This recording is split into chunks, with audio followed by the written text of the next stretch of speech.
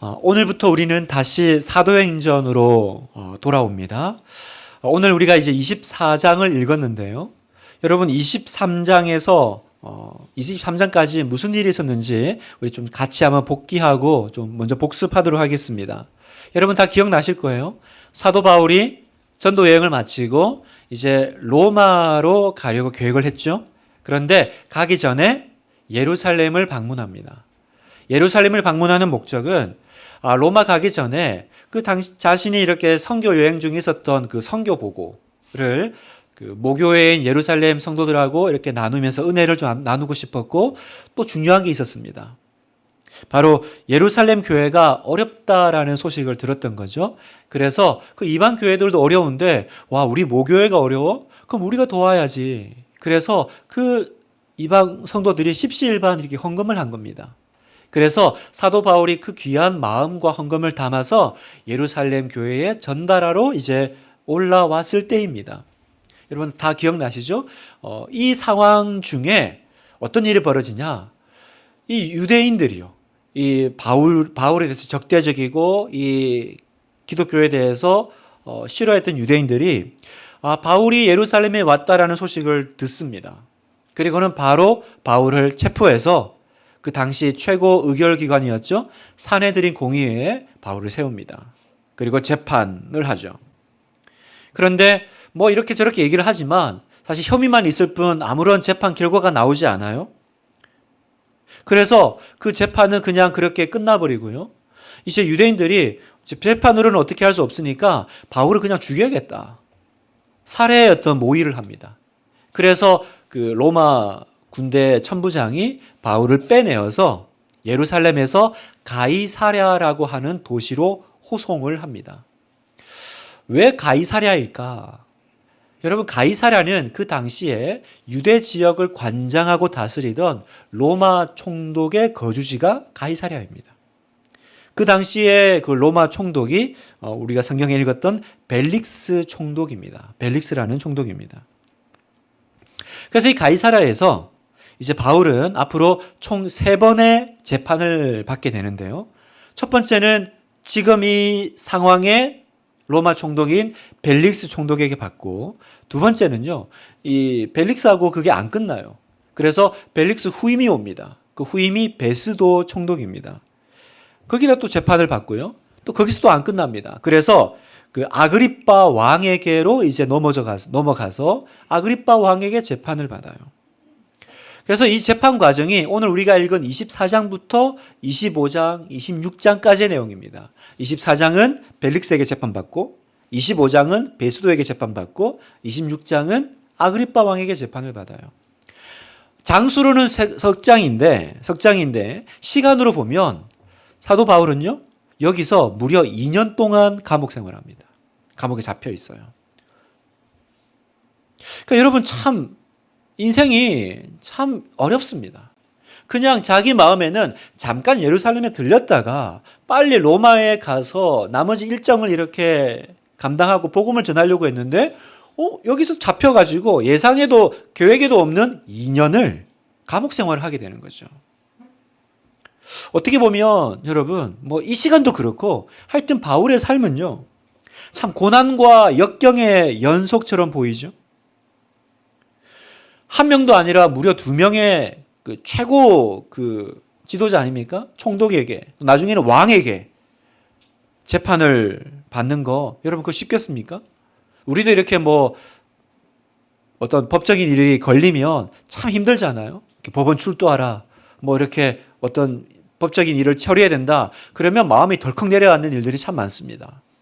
그런데 총독에게, 왕에게 그렇게 고소당하고 재판을 받는 거 참 쉬운 일 아니었을 겁니다. 그런데요, 우리는 지금 사도행전을 처음부터 쭉 같이 읽어오고 있잖아요. 사도행전을 처음부터 이렇게 공부해온 우리에게는 이 지점에서 생각나는 성경 구절이 하나 있습니다. 그 성경 구절이 뭐냐? 바로 사도행전 9장 15절의 말씀이에요. 우리 같이 한번 읽어볼까요? 시작.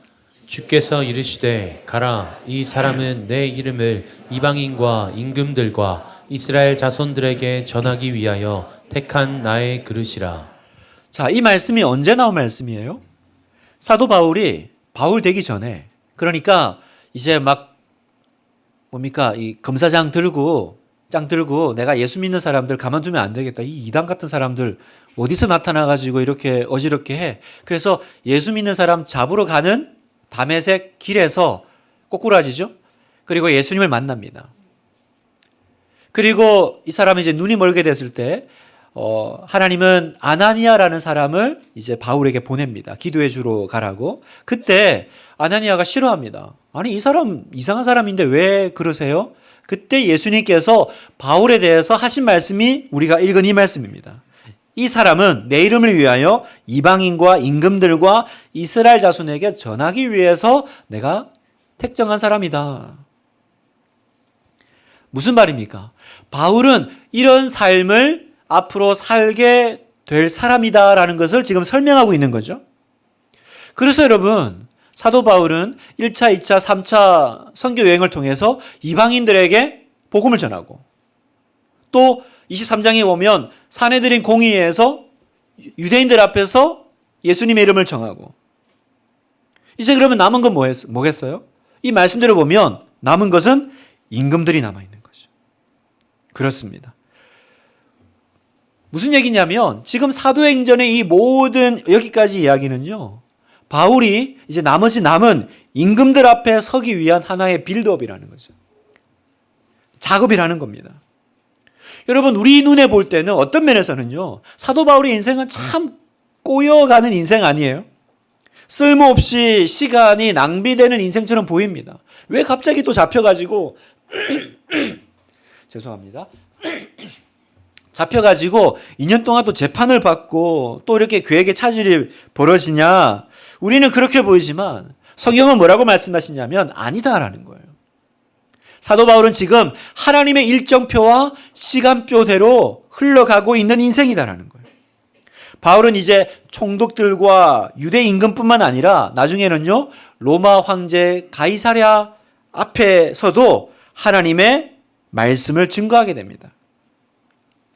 하나님의 사람 바울에게는 재판 자리는 더 이상 재판 자리가 아니라 임금들에게 복음을 증거하는 자리라는 거예요. 바울의 삶은 다시 말하면 말씀을 이루어가는 삶이라는 거예요. 사랑하는 성도 여러분, 이게 너무 중요합니다. 하나님께서 가라고 하면 가고, 여기 멈춰서 그러면 2년의 시간이라 할지라도 서면 되는 거예요. 왜요? 어쨌든 우리의 삶은 어떤 삶이에요? 하나님의 일정표와 스케줄표에, 시간표에 같이 동기화되어 있는 삶이기 때문에, 그 위에 올려져 있는 삶이기 때문에, 때론 여러분의 삶이 정처 없이 흘러가는 강물처럼 느껴지십니까?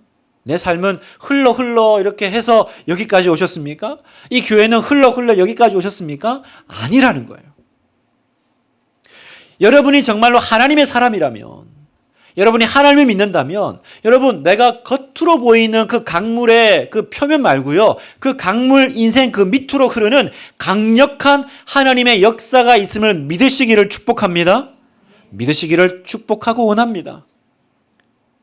그래서 그 강물은요, 나를 하나님이 예비하신 그 바다에 결국은 도달하게 해주실 거예요.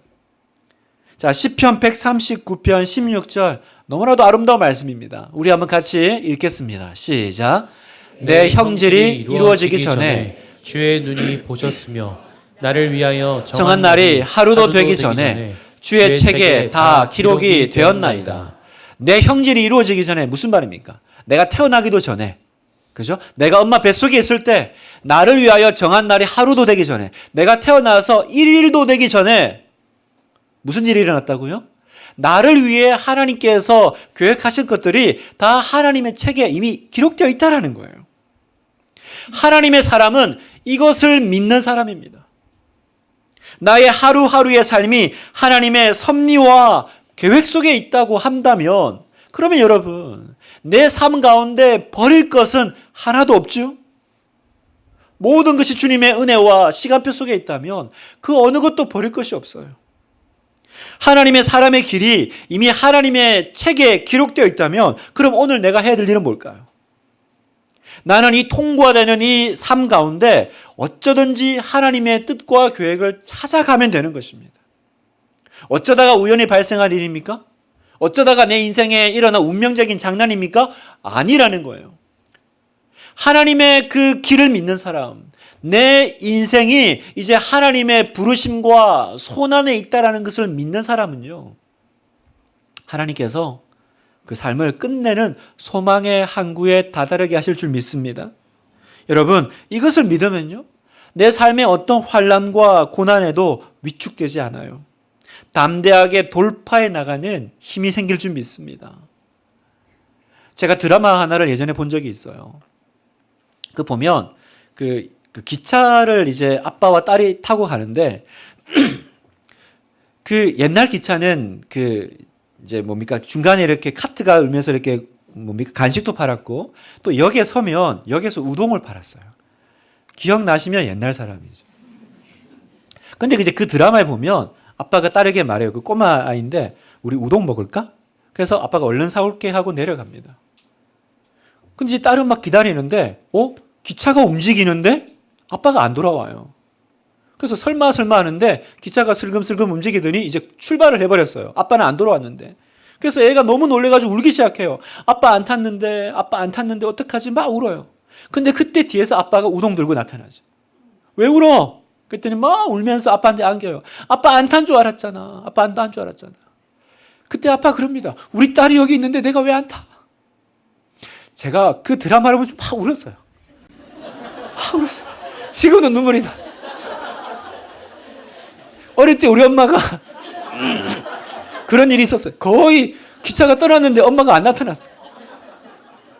막 그 트라우마가 올라와서 힘들었기도 했지만 그 드라마가요, 제 마음에 꼭 하나님 음성같이 보이는 거예요. 내 인생의 기차는 떠나는데 하나님이 안 타신 것 같은 느낌이 들 때 있죠. 아니, 분당 하나교회는 출발하는데 하나님이 이 교회 안 타신 거 아니야? 내 인생은 출발했는데 하나님이 안 타신 거 아니야? 어떡하지? 안 타실 리가 있습니까, 여러분? 하나님의 자녀가 그게 있는데 안 타실 리가 있습니까? 내 인생에 계획이 없던 재판이 일어나고 또 잡히고 인연이 처지고 중요한 건 뭐예요? 그 바울의 삶 가운데 하나님이 계신다면 하나님의 스케줄이 하나님의 시간표가 흘러간다면 우리의 인생은 망하지 않을 줄 믿습니다. 어떤 환난과 고난에도 위축되지 마십시오. 아버지 하나님이 이 기차에 올라타 계시면 우리는 끝내 승리할 줄 믿습니다. 자, 바울이 이렇게 재판을 받으니까요, 유대인들이요, 포기 안 해요. 그래서 가이사랴까지 쫓아옵니다. 제가 성지순례를 가보니까 예루살렘하고 가이사랴는 꽤 거리가 돼요. 그런데 이 대제사장 아나니아가 장로들하고 또 한 명 더 데리고 옵니다. 여기 보면 그 당시 최고 변호사였던 더둘로라고 하는 사람을 데리고 가이사랴에 도착합니다. 왜요? 바울 고소하려고. 이제는 자기들끼리가 아니라 제대로 네가 로마 총독이 있는 도시로 갔어? 그럼 거기서 우리 제대로 널 고소할 거야. 자, 그게 오늘 우리가 읽은 본문 1절 말씀인데, 닷새 후에 대제사장 아나니아가 어떤 장로들과 한 변호사 더둘로와 함께 내려와서 총독 앞에서 바울을 고발하니라. 자, 이 더둘로가 실제 인물인데요, 굉장히 그 당시에 유대법과 로마법에 정통한 변호사였대요. 터툴로스라고 합니다, 헬라어로는. 그래서 그냥 한글로는 이제 더둘로인데 여기서 이제 재판에서 이제 바울을 고소를 한 거예요. 재판정이 열렸습니다. 여기서 더둘로는 3가지 죄목으로 바울을 고소하는데 그 내용이 5절에서 6절에 나옵니다. 이렇게 얘기합니다. 우리가 보니 이 사람은 전염병 같은 자라. 그러니까 무슨 말이에요? 얘만 만나면 다 뒤집어진다는 거예요. 이 사람만 만나면 마치 우리가 코로나 이렇게 접촉하면 옮기는 것처럼 이상하게 이 사람만 만나면 이 사람처럼 돼요. 전염병 같은 자라. 천하에 흩어진 유대인을 다 소요하게 하는 자요, 나사렛 이단의 우두머리라. 그가 또 성전을 더럽게 하려 함으로 우리가 잡아싸우니. 자, 여기 보면 3가지 제목이 뭡니까? 첫 번째, 이 사람은 소동을 일으키는 사람이라는 거예요.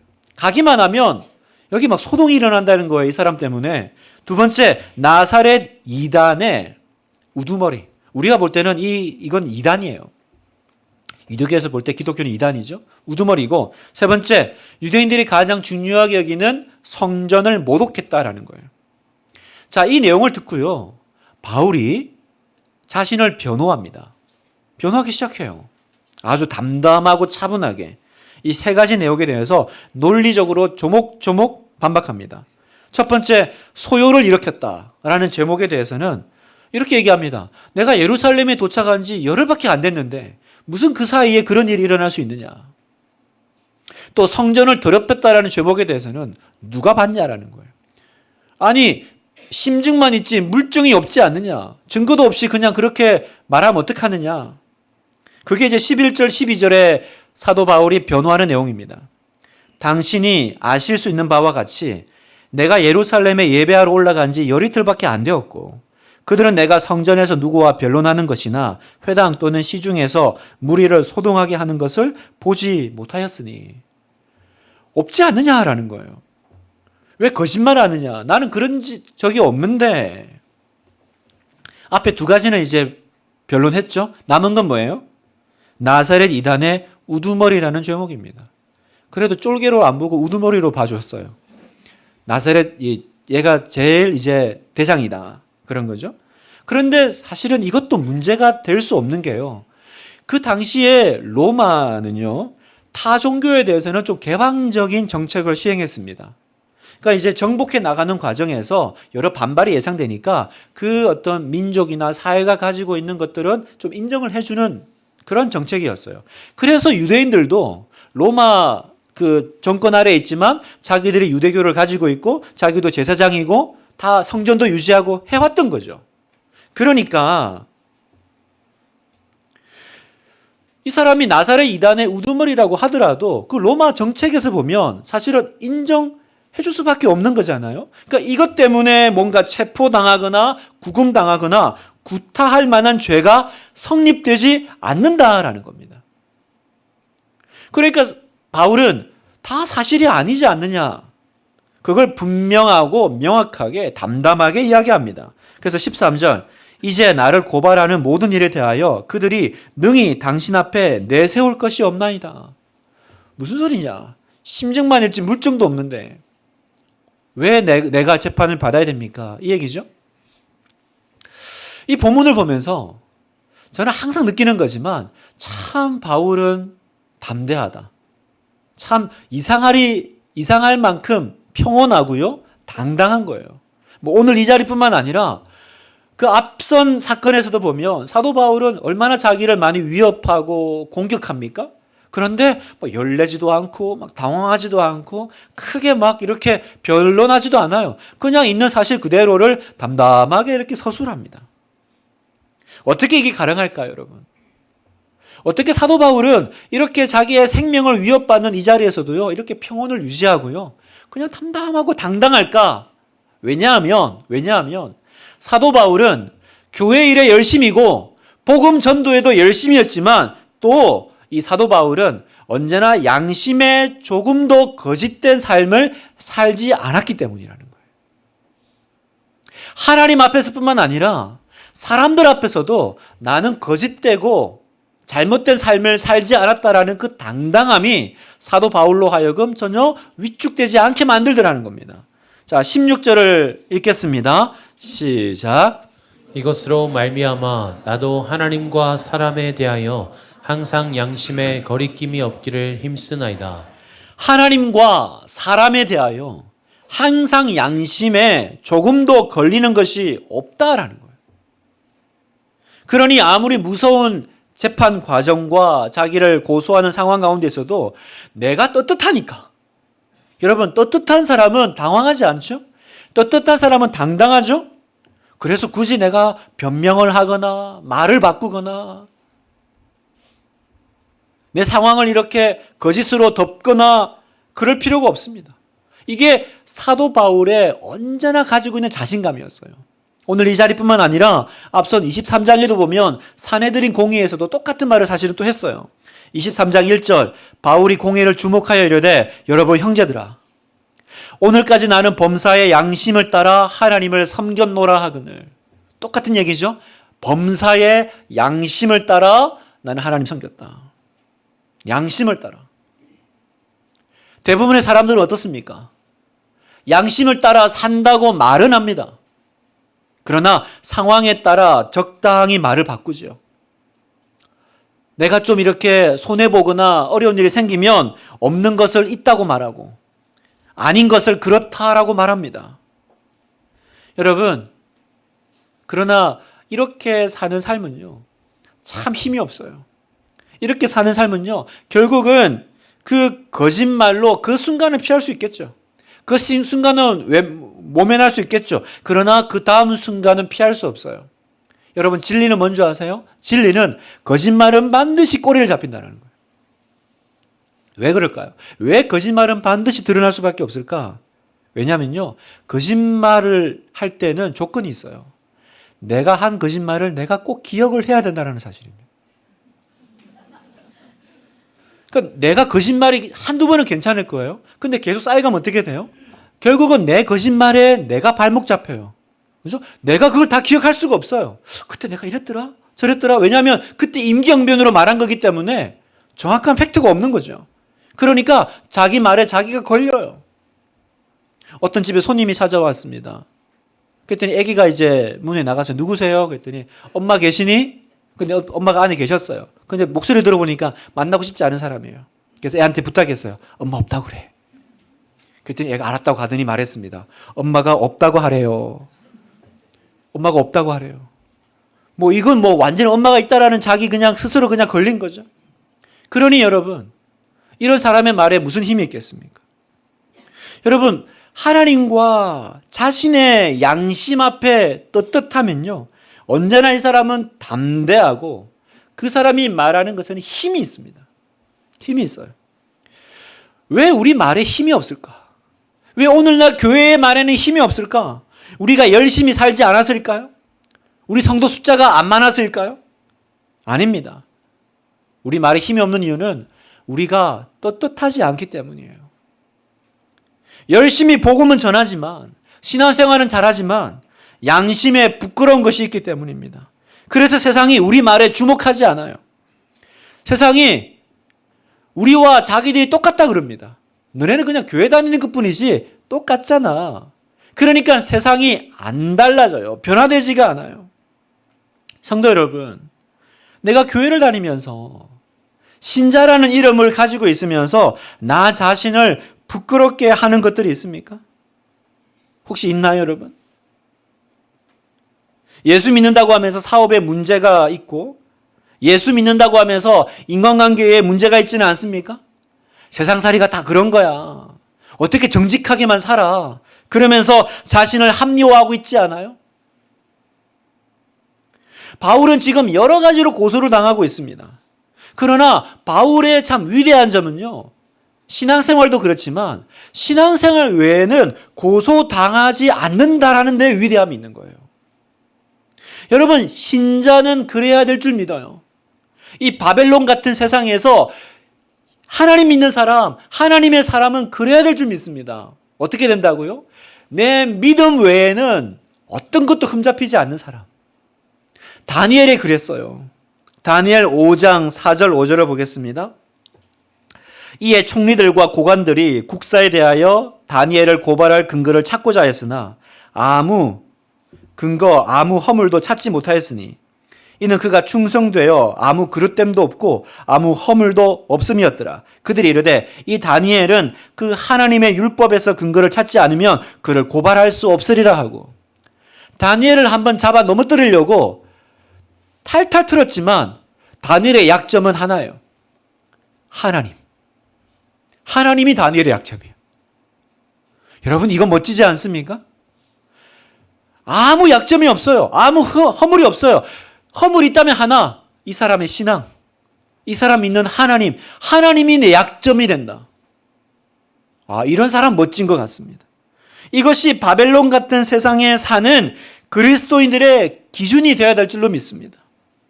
양심에 부끄러움이 없는 그리스도인이 많아질 때, 신앙만이 유일한 흠이 되는 그리스도인이 많아질 때, 그때야 세상이 변하는 거예요. 그러지 않으면 우리 말에는 힘이 없어요. 아까 엄마 없다고 그래. 그랬더니 얘가 계속 말하다가 나중에는 막 울었대요. 엄마 있는데 왜 없다고 그래? 엄마 있잖아. 있는데 왜 없다고 그래? 여러분, 우리가 그러고 있는 거예요. 우리가 교회 다니고 하나님 말씀대로 산다고 하지만 있는데 없다고 그래. 아니라고 그래. 그러니까 우리가 자녀들 앞에서 말이 힘이 없습니다. 교회가 세상 가운데 말이 힘이 없습니다. 지금도 욕먹고 있는 게 그거 아니에요. 우리가 뭐 바른 말을 안 해서 욕을 먹습니까? 우리의 삶이 우리의 말을 지지하지 못하기 때문에. 똑같잖아. 그래서 한국 교회가 이렇게 어려운 상황에 처해 있는 거 아니겠어요?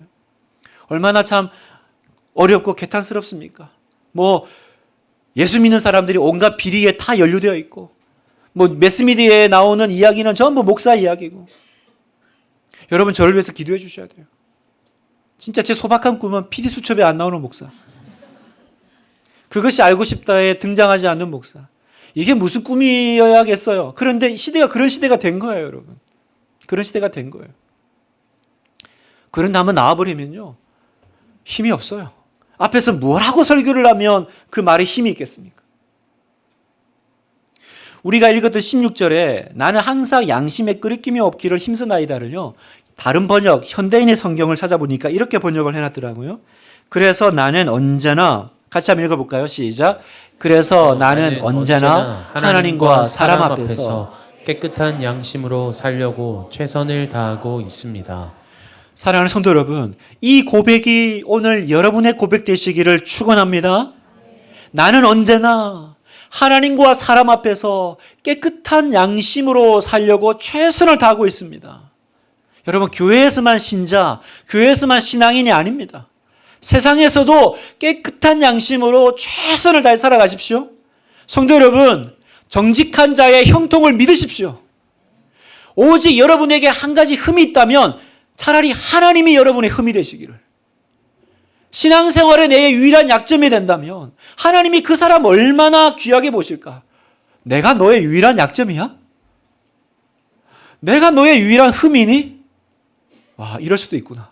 내가 너에게 약점이야? 내가 너의 강점이 되어주마. 우리의 양심에 부끄러움이 없을 때 우리에게 힘이 있고 교회는 힘을 얻는다는 사실을 기억하시기를 축복합니다. 자, 이제 고소했죠? 바울이 변론했죠? 이 모든 내용을 듣고 이제 이 벨릭스가 이제 판결을 내려야 됩니다. 그런데 여러분, 판결을 내리기 전에 이 벨릭스라는 인물에 대해서 좀 알아야 됩니다. 로마 총독 벨릭스인데요. 여러분, 이 벨릭스는 어떤 사람이냐면 역사에 따르면요, 이 벨릭스는요 원래 노예 출신이에요. 노예 출신인데 지금 총독의 자리까지 올라온 겁니다. 그러니까 이게 뭘 말하겠어요? 노예가 지금도 어려울 텐데 그 당시에 노예가 총독이 되려면 얼마나 야망가여야 되며, 그죠? 돈과 권력이면 뭐든지 아마 했지 않았겠어요? 자기에게 유익되는 거라면 뭐든지 던지며 달려왔을 겁니다. 오늘 성경에 보면 그 벨릭스의 아내가 나와요. 아내 이름이 드루실라라고 나오는데 이 드루실라가 누구냐면 여러분이 잘 아시는 헤롯 왕의 막내딸입니다. 그런데 이분이 되게 예뻤대요. 근데 이미 결혼한 유부녀였습니다. 그 팔레스타인 북방의 하마드의 왕 아지투스의 아내였어요. 그런데 이 벨릭스가 이 드루실라를 보고 반한 겁니다. 참고로 이미 그때 벨릭스는 두 번째 결혼 생활을 하고 있었습니다. 그런데 그녀를 보고 반해서 그 드루실라를 빼앗아서 자기 아내로 삼았어요. 그때 벨릭스의 나이가 60세, 드루실라는 18세. 놀라실 줄 알았어요. 제가 왜 이런 설명을 드리냐면 이 벨릭스가 어떤 사람인 줄 보면 보나 안 보나 이 사람이 어떤 판결을 냈겠어요? 지금 내가 유대 지방을 다스리는 총독입니다. 그리고 어쨌든 유대 지방의 가장 최고 지도자는 제사장이잖아요. 대제사장, 뭐 랍비 아니겠습니까? 이 사람이 변호사, 장로들 데리고 와가지고 어떤 일을 처리한다 그러면 계산 빠른 사람, 정치적인 사람은 보나 안 보나 이 편 들어야죠. 그죠? 이 편 들어줘야 됩니다. 그렇다고 이 사람이 지금 뭐 정직하고 공의로운 사람이었냐? 그런 거 없어요. 야망가고요. 뭐 나에게 좋으면 남의 아내도 빼앗는 사람. 그러니까 정의와 공의는 찾아볼래야 찾아볼 수 없는 그런 사람인데 놀라운 일이 벌어져요. 신기하게도 벨릭스가 바울의 편을 들어주는 거예요. 22절에 보니까 펠릭스가 이 도에 관한 것을 더 자세히 아는 거로 연기하여, 이제 뒤로 보류했다라는 거죠. 연기하여 이르되 천부장 루시아가 내려오거든 너희 이를 처결하리라 하고 백부장에게 명하여 바울을 지키되 자유를 주고 그의 친구들이 그를 돌보아 주는 것을 금하지 말라 하니라. 감옥 생활이긴 한데 보류. 그러면서 어떻게 됐어요? 이 안에서 보호받고 있는 거예요. 자유를 주되 친구들도 마음껏 만나라. 그러니까 사실은 2년 동안 갇혀 있지만 그 얼마나 지금 살기등등하게 이 바울을 죽이려는 유대인들이 둘러싸고 있었어요. 그런데 로마 군대가 싹 지켜주고, 그러나 자유롭게 마음대로 만나면서 전도하고 복음 전하고, 이런 일이 벌어진 겁니다. 이 사실은 절대 이런 결정을 하지 않을 이 벨릭스라는 인물이 어떻게 이런 결정을 하게 됐을까? 아마도 재판을 맡았던 이 벨릭스 총독이 바울을 보면서 되게 강렬한 인상을 받았던 것 같아요. 어떤 인상이요? 분명히 얘는 죄수의 신분인데 왜 이렇게 떳떳하고 당당하지? 교만한 건 아니고 뭔가 모를 자신감인 것 같아요. 그래서 이 모습에 벨릭스가 굉장히 궁금증을 가집니다. 뭐지? 그래서 그 궁금증은 24절에 나옵니다. 수일 후에 벨릭스가 그의 아내 유대 여자 드루실라와 함께 와서 바울을 불러 뭐예요? 그리스도 예수 믿는 도를 듣거늘. 들을 사람이 아니잖아요. 그런데 자기가 불러요. 무슨 얘기입니까? 해석하면 이런 거죠. 네가 믿는 거에 대해서 얘기 좀 해봐라. 무엇이 너를 그렇게 만들었느냐? 나는 지금 너를 감옥에 넣을 수도 있고 내가 너를 풀어줄 수도 있는 권한을 가진 사람이야. 그런데 너 어떻게 이렇게 내 앞에서 당당하니? 도대체 뭐야? 네 안에 있는 게 뭐야? 그게 궁금해가지고 바울을 불러서 듣고 있다라는 겁니다. 여러분, 여기서 우리는 한 가지 중요한 궁금증이 풀려요. 어떤 궁금증이냐면 우리에게 이런 질문이 있죠. 하나님, 그렇게 지체 높은 사람들 만나서 복음을 전하고 아까 임금들에게 전한다면서요. 그러면 좀 거기에 걸맞는 사람 사용하시면 안 됩니까? 아니면 좀 더 높은 사람 보내가지고 가불관계로 이렇게 탁 하면 잘 듣지 않겠어요? 그런데 왜 꼭 이렇게 사도 바울과 같이 죄수의 모습으로 왕 앞에 서야 됩니까? 이게 우리의 질문인 거죠. 여러분, 사도 바울도 따지고 보면 어디 빠지지 않은 사람입니다. 학벌도 최고 학벌 나왔고 로마 시민권자고 그 전에는 이미 검사 직도 했고, 그죠? 좀 잘 꾸며가지고 이렇게 딱 세워놓으면 뭔가 좀 있어 보이잖아요. 왜 하나님은 그렇게 안 하고 꼭 이렇게 끌려 나온 죄수의 모습으로? 여러분, 이게 우리가 오늘 가지고 있는 하나님에 대한 답답함 아니에요? 우리 어떻게 기도해요? 하나님, 저 초라하게 만들지 마세요. 하나님, 저 좀 있어 보이게 좀 이렇게 좀 성공시켜 주세요. 그래야 제가 좀 당당하게 하나님 복음도 전하고 세상에 하나님 영광도 드러내죠. 제가 지금 너무 초라해요. 제가 이 자리에서는 정말 하나님에 대해서 입도 뻥긋 못 하겠어요. 이게 우리의 하나님에 대한 답답함이잖아요, 여러분. 그런데요, 하나님의 방식은 무엇입니까? 하나님의 방식은 놀랍게도 높은 곳에 있는 사람일수록 낮은 사람을 들어서 전도하신다는 거예요. 왜 그렇게 하실까요? 모든 것을 다 가졌다고 생각하는 세상의 높은 사람들이 자신의 지위나 자신의 권력이나 자신의 돈으로 가지지 못한 것을 저 천하고 낮은 누군가가 가지고 있는 것을 볼 때 그때 깜짝 놀라기 때문입니다. 비슷한 사람들이 와서 얘기하면 그래? 그러면 내가 더 노력해가지고 나의 권력과 돈으로 그거 가지면 되지. 그런데 이 사람들은 어떤 사람이에요? 내가 무시하고 깔보고 천하게 여기는 사람들인데, 그런데 그 사람들 속에는 뭔가 내가 가지지 못하는, 사는 건 여러분 내가 좋은 집에 살고 아름다운 가족들과 먹고 싶은 거 먹고 마시며 누리며 사는데, 그런데 그럼에도 불구하고 내가 누리지 못하는 뭔가 인생에 허한 것이 있단 말이에요. 그런데 저 쇠사슬을 차고 있는 저 죄수 주제에 왜 네가 그걸 가지고 있냐라는 거예요. 그게 뭐야? 이건 충격이죠. 벨릭스 총독은 바울에게서 그걸 봤다는 겁니다. 상황은 내가 더 좋은데 왜 얼굴은 네가 더 행복해 보이냐 이 말 아닙니까?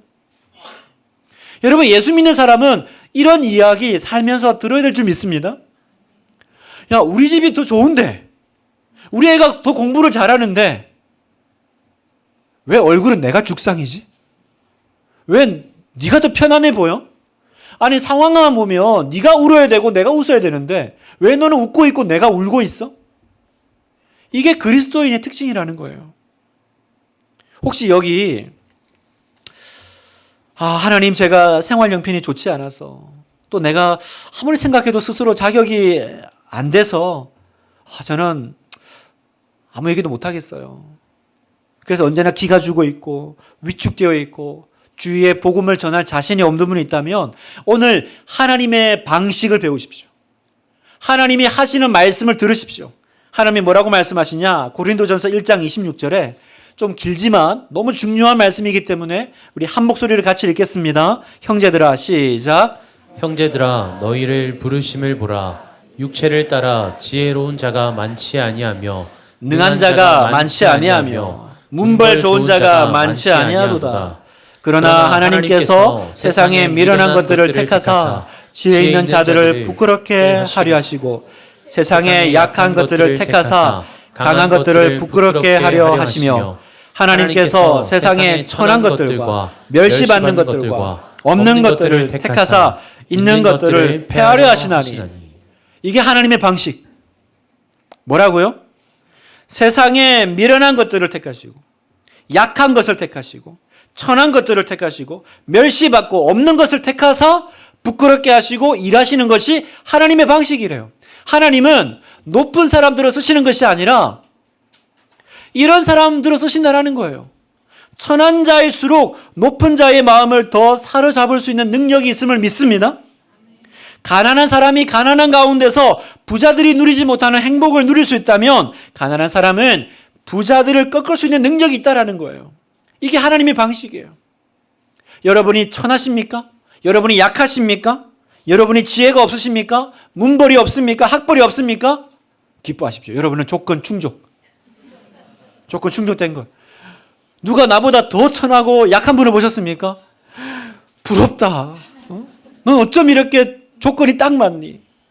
막 멸시당하고 욕먹고 그러면 기뻐하십시오. 하나님이 쓰실 사람이에요.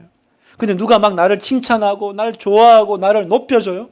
그러면 땅을 치고 눈물을 흘리며 이를 갈며 왜 나를 축복해 주는 거야? 왜 나를 인정해 주는 거야? 하나님은 왜? 어떤 사람을 쓰십니까? 약한 자를 들어 쓰신다는 거예요. 여러분이 정말로 이 말씀을 믿으신다면 여러분 안에 아멘이 터질 겁니다. 우리 안에 있는 이 못난 이 뭡니까? 이 자존감이요. 끊임없는 이 자신감 없는 모습들. 이런 나를 누가 드러나는 볼까? 이런 나를 누가 쓰기나 할까? 하나님은 주목이나 하실까? 근데 오늘 성경을 보니까 형제들아 너희를 부르심을 보라. 지혜로운 자가 많지 아니하고 능한 자가 많지 아니하고 문벌 좋은 자가 많지 아니하도다. 우리가 그렇죠, 여러분. 하나님이 여러분을 들어 쓰실 줄 믿습니다. 오히려 이런 약한 우리를 통해서 하나님이 영광 받으실 줄 믿습니다. 그러니까 우리의 삶은요, 하나님 아니고서는 설명할 수 없는 일들이 날마다 일어나는 거죠. 왜요? 우리는 그럴 만한 능력이 안 되는 사람들이니까. 이게 세상의 부한 자들을, 능력 있는 자들을, 가진 자들을 꺾는 하나님의 능력이요, 하나님의 힘이라는 것입니다. 어느 한 노교수가요, 폭설에 눈구덩이에 넘어진 할머니를 도와주게 됐습니다. 그래서 그 할머니가 고마워하면서 이렇게 물었대요. 아니 이렇게 친절한 분인 걸 보니까 교회 다니는 분이신가 봐요. 그때 노 교수가 말했습니다. 저는 교회 안 다닙니다. 저는 신앙이 없습니다. 그러자 할머니가 말했습니다. 아니 어쩌자고 그 나이에 아직도 예수를 안 믿어요. 그러다 나처럼 뜻밖의 사고를 당하면 어떡하려고.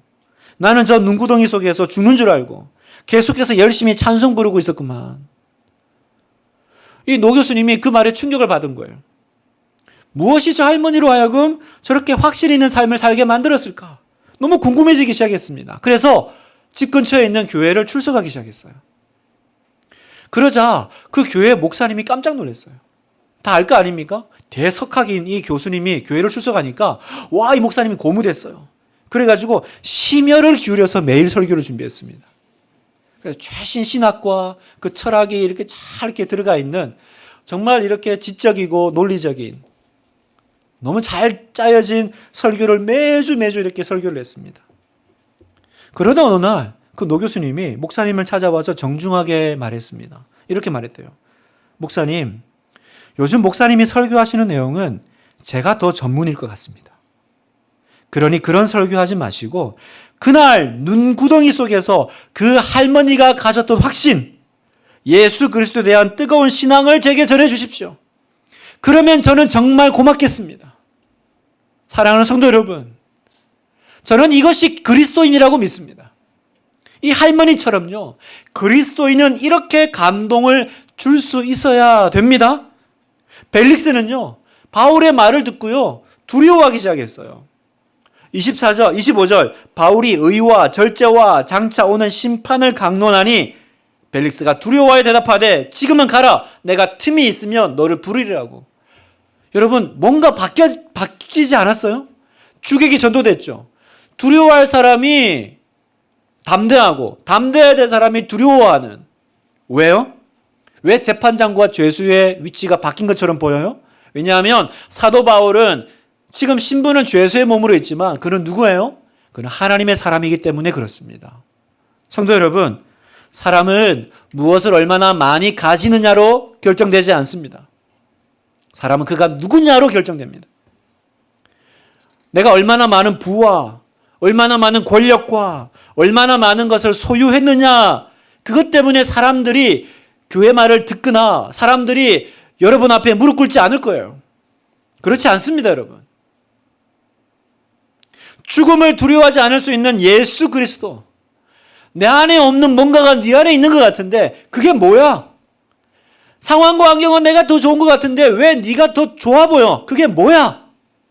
그걸 우리가 보여줄 때 세상은 무릎 꿇을 것이며 사람들은 여러분에게 사랑과 존경을 보내게 될 것입니다. 성도 여러분, 세상에 부끄러움 없는 그리스도인이 되십시오. 양심에 떳떳한 하나님과 사람 앞에서 사람의 명예를 잃지 마십시오. 하나님의 사람의 명예를 세상 가운데 잃어버리지 마십시오. 여러분의 유일한 약점은 하나님 되게 하십시오. 저 사람 건들려면 믿음과 신앙 말고는 건들 게 없어. 그게 우리의 영광의 면류관이에요. 그리고 여러분의 길은 하나님의 책에 이미 기록되어 있습니다. 그러니 세상 가운데 어떤 신분에 있든지 당당한 하나님의 사람으로 하나님의 길 걸어가시는 여러분 되시길 주님의 이름으로 축원합니다.